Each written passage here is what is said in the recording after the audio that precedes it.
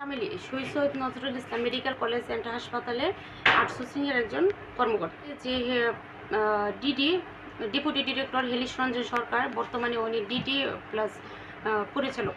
উনি আমাকে চাকরির বয় বা বিভিন্ন প্রলোভন দেখাইছে আমাকে, যে বলছে যে তোমার মতো তুমি তো অনেক সুন্দর, তুমি অমুক তমুক। একবার আমার বাড়িতে পর্যন্ত আসছে, দুইবার আমাদের বাড়িতে আসছে।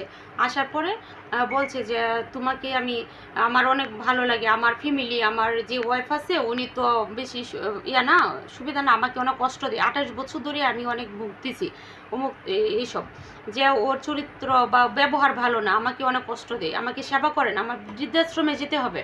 আমি প্রয়োজনে আমি ধর্ম ত্যাগ করব, আমার ধর্ম কোনো ব্যাপারই না, আমি এসব মানি না, তুমি তোমার ধর্ম পালন করবা, আর তোমাকে আমি প্রয়োজনে কোটি টাকা দিয়ে আটকাবো, আমি চারপাশে তোমাকে ঘিরে দেবো। হ্যাঁ, প্রয়োজনে কোটি টাকা কাবিন দিয়ে আমি তোমাকে বিয়ে করব, এমনকি তোমাকে বাসা বাড়ি সব কিছু করে দিব, তুমি রাজি হয়ে যাও। বন্দুকের হুমকি দেওয়া হয়েছে, যে আমার কাছে 15টা বন্দুক আছে, রেজিস্টার করা বন্দুক আছে, আমি কিন্তু অর্ডার আছে আমার, আমি যে কোনো সময় কাউকে মারতে পারি।